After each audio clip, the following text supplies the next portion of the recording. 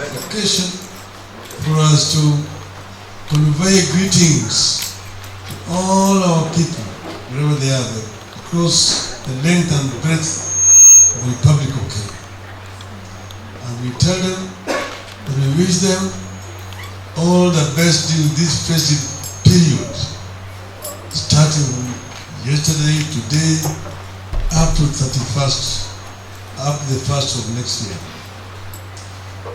We celebrate Christmas. We celebrate Christmas. Christmas signifies the birth of Jesus Christ. And in Jesus you have got answers to virtually everything. It tells you about love, about peace, about charity, about perseverance, about bravery, about fortitude. Everything is there. Christianity teaches you all this. The life of Christ is a life of sacrifice. But to get something better, you must sacrifice for it. But you need to love thy neighbor as you love yourself. You need to give to others who are in need. You need to help those who require help. You need to heal those who require to be healed. So this country requires healing because there's a lot of bitterness, there's a lot of hatred that we need to get over. But we, as a country and as a people, Kenyans have come from very far. The Kenyans have made sacrifices to be where they are today. Kenyans are prepared to make more sacrifices, provided something better will come out of it. So we know, there's also forgiveness. God forgive them because they do not know what they're doing. We forgive those who have wronged us this year. But we also want those whom we have wronged to forgive us at this time. Things are bad. Mswahili wanasema baada ya dhiki ni faraja. Faraja will come. So we know that these people who are making things bad, it's not because they want to deliberately make them bad. But it's because they don't know how to make them better. They don't know. We are saying that they don't know that they did not know.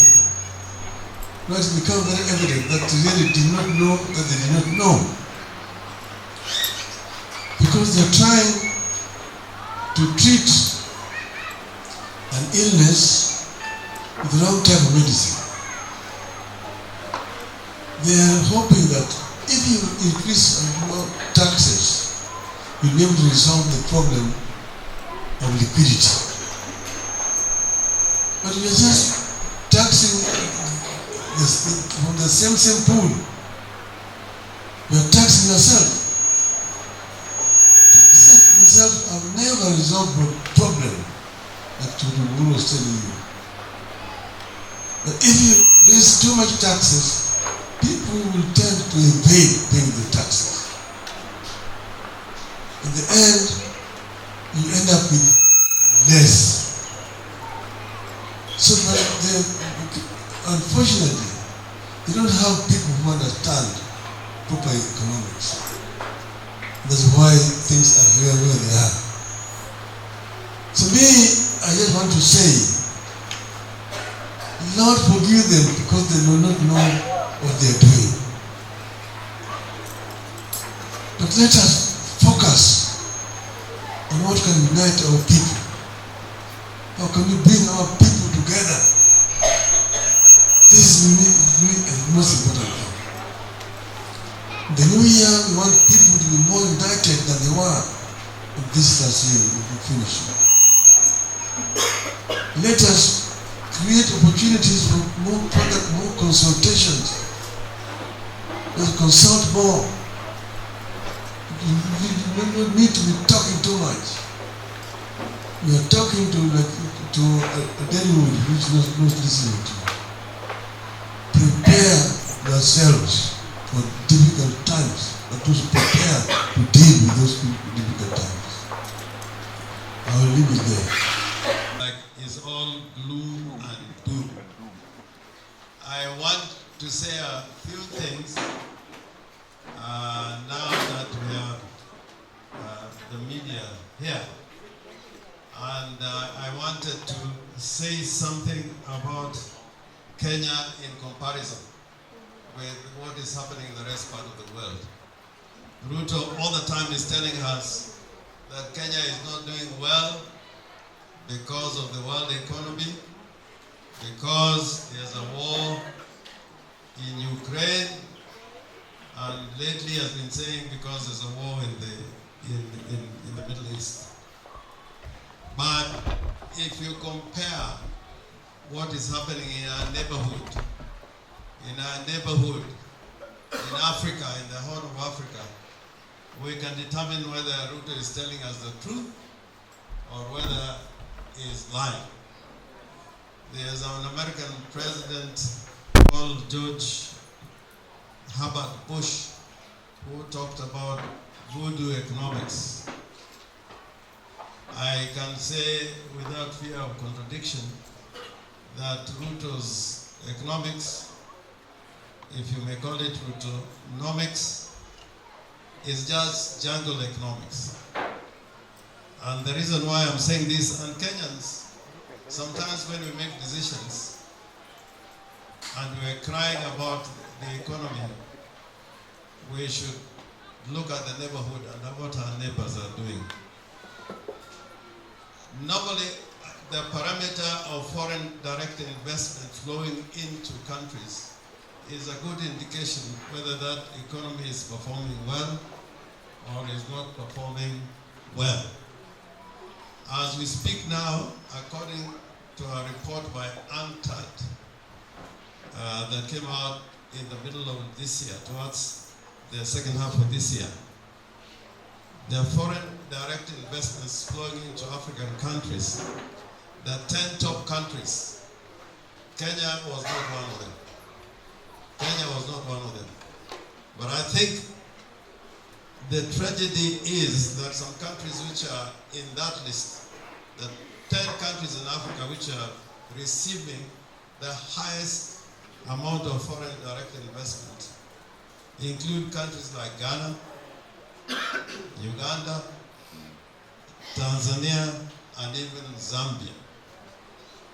Kenya is not anywhere in the list. Secondly, if you look at the fastest growing economies in Africa, the 10 fastest growing economies in Africa, Kenya is not there, but some of our neighbors are in that list. And indeed, in foreign direct investment, even Ethiopia is featuring very highly. In the latter category of the fastest growing economies in Africa, Rwanda and Ethiopia are there. Kenya is not there. And Tanzania is there. Tanzania is led by a woman, a lady president, Menenyalo. Indeed, Your Excellency, Right Honorable Raila Amolo Odinga, in the year 2021, Kenya was recorded as making a very strong recovery compared to our neighbors. But since, and the aim was to make sure that Kenya becomes part of the middle income economy. But now, according to the IMF report that again came out sometimes in this quarter, in 2023, in the last 20 years, Kenya's economy grew 5 times, but is staggering in the last 3 years of the 20 years. And you know who has been in power in the last 2 years? It was making a strong recovery in 2021, but in 2022 and 2023, it's staggering. In the period that Kenya's economy was growing 5 times, Tanzania's economy was growing 7 times. So going by that trend, in another 10 years, Tanzania's economy is likely to be bigger than Kenya's economy. Even our neighbors, Uganda, who we cannot call a very democratic nation, but they tend to get sometimes the economies right. So it's quite clear that if you don't watch out, even Uganda may supersede Kenya in terms of the size of our economy. Therefore, I think Ruto should just tell Kenyans the truth. As we speak, there are schools, in fact secondary schools, very many of them, which are being owed money, the capitation money from the national government, running into billions of shillings. And the fact is that these schools are not going to be able to run once they open in January, unless that money is disbursed within the shortest time possible. Secondly, is this animal called CBC. CBC. Now, CBC has basically been turned into those who are in class 7 and 8, so-called junior secondary school, are going through schooling without teachers. Where on earth do you find a government employing teachers on contract? Ati walimu wanaajiriwa kwa njia ya, what do you call it in Kiswahili? Kandarasi, joiros konyakani. There is no way you can have people employed on 1-year contracts without a guarantee of those contracts being renewed. Being entrusted with the onerous task of educating our children. And Madam Aida is here. Mama, I'm sure you know, it can't happen. We can't have 2 parallel systems.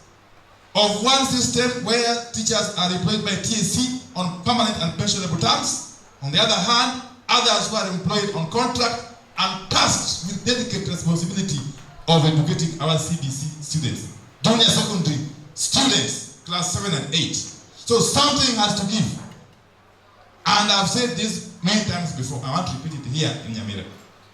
That if for sure Ruto has failed to implement the CBC as was initially decided, he must own up and say to Meshindo.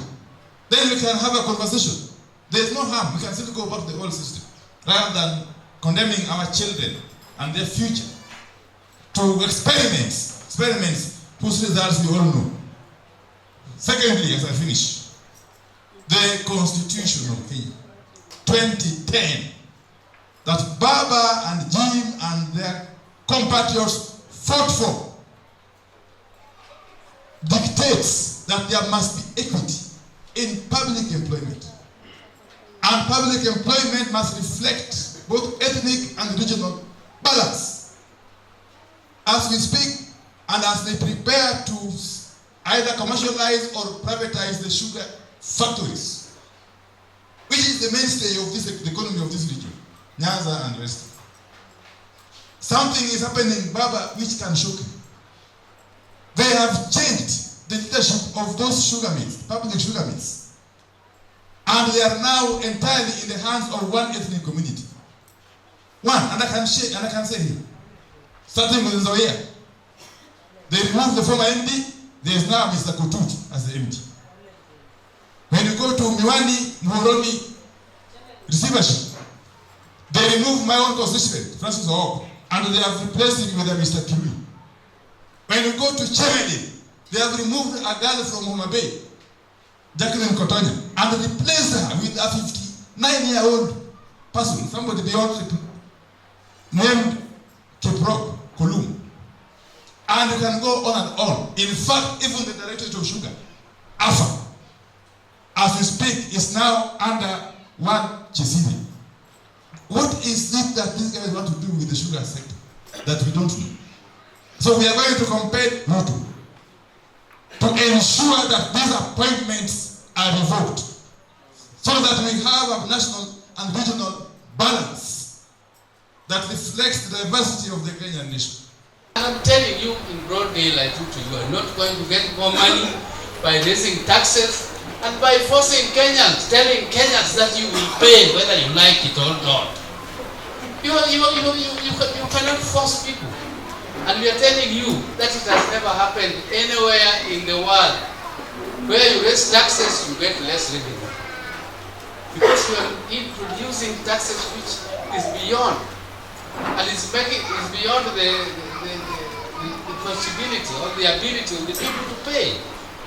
And therefore people will avoid, will evade, will do whatever, but you will not get what you want to get.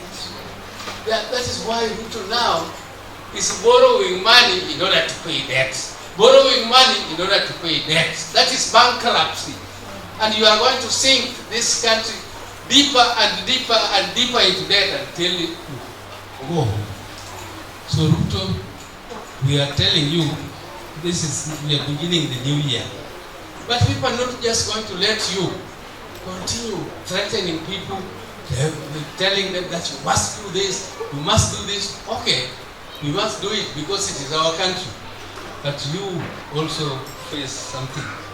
You cannot continue like that. We cannot continue. Things cannot continue the old way. In the debate about cost of living, Parliament must take the blame.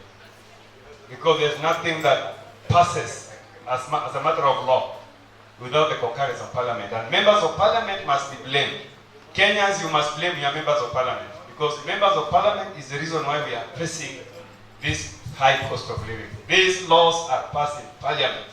And our members have decided to go to bed with the President, with Ruto, and anything that comes on the floor of the House. Even simple things that are affecting the lives of Kenyans. Even matters that Kenyans have debated through public participation. And they have said, this one we do not want. Members of Parliament go ahead and pass those things at the detriment of Kenyans. So we must say that Parliament as an institution must be blamed by Kenyans. And Kenyans, you must see those MPs. If there's any MP who supports bills that tamper with the cost of living and that tamper with your life, you must see them at the ballot when the elections come. The way Ruto is running this government is worse than the way he's running his own home. Because as structure of a home, there are some things that you need to consult your wife and your children. But Ruto is running this country worse than running a small committee before. We cannot wake up in the morning and the first headline is that this tax is being raised without knowing where this money is going. Even if we talk about this issue of affordable housing, this thing was null and void in our courts. But he's still stretching. When he was in Kisii recently, he was stretching that whoever took this matter to court, he will deal with him, or he will deal with them. I don't know a country where. I remember recently when we had BBI went to court and they nullified it. And Baba and President Uhuru, they said, yes, we cannot go against what the court has ruled. But this matter has been ruled by the court. That is not constitutional. Then Ruto is still saying whoever took this thing to court must see. So I think we are in a situation where we are worse than the days of Farah. That's what I'm seeing.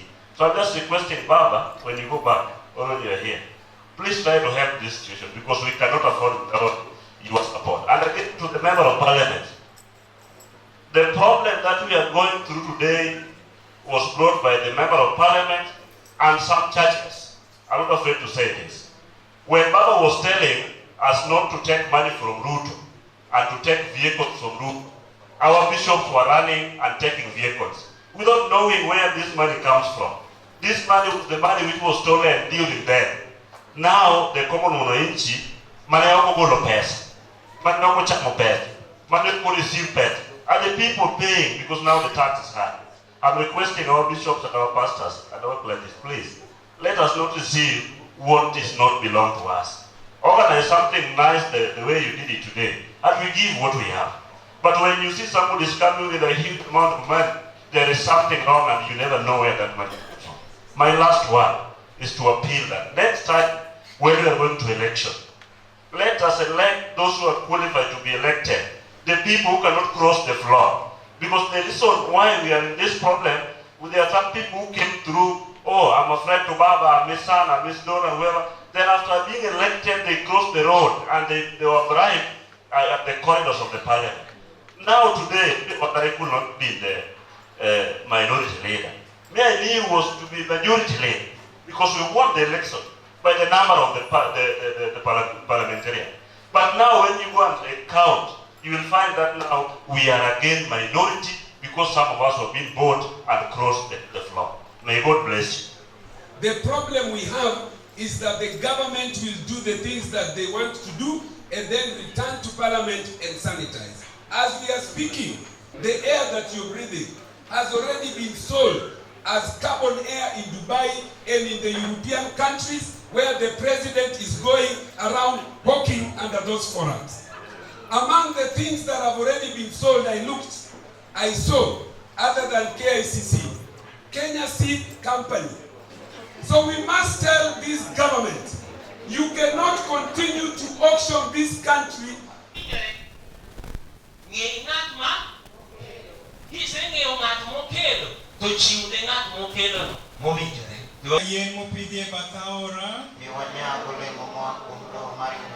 Orwa wadhi kaka kado matuono piny kendo kaka ler marieny e piny piny mondo opong' gi duong'ni maler tem richo nikech loch gi teko kod duong' imagi nyaka chieng'. Migawo mar 20 kod Amerika no to gi yuora ma an kuma nayude kendo en Kasipul. Koro abiro koda gi yuora miluongo ni Newton Oganda ma uneno cha hope ni biro miye thuolo mondo okel mos moa Kasipul. Otherwise agon bero kamano maduong'. Wacho gimoro achiel watie. Otieno ni obedo maler kendo marieny gi lerni mar adier. Miyo wan jogo moseng'eyo fwenyruok mar lerni e piny ka. And you remain the same. May our good Lord bless you, my brothers and my sisters, when you remember the 4 points of reflection. Anytime you celebrate and then be born again and as a child of the covenant. The last one, stop. On seeing anybody who sees Jesus and have an intimate fellowship and communion with him can never go back to old.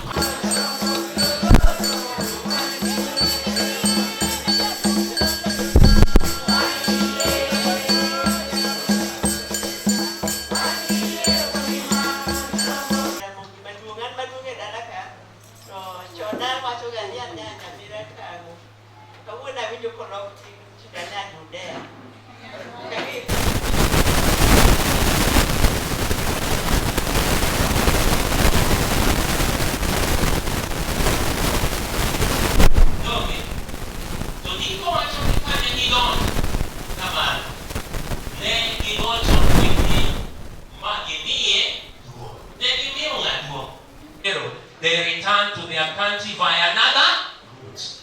Did you see that skit?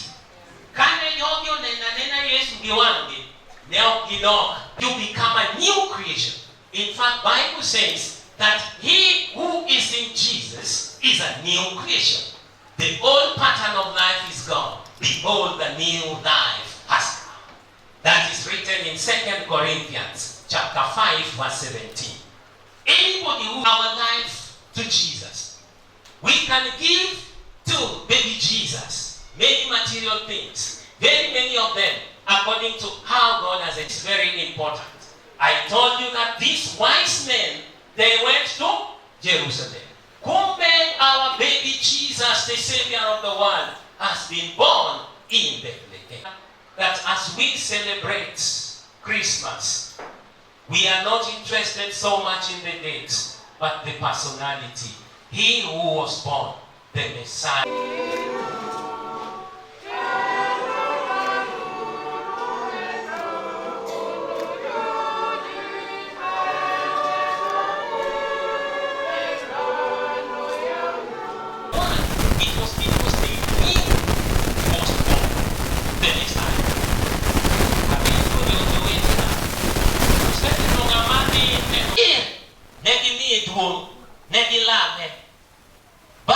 mano, diko wacho nang'owa, ne gikelo ne mich. Ng'at ma walamo en ng'awa? They came and worshipped Jesus and not them. And when they came, they were watching on the Messiah. They want to know a message. I go to be here. I don't think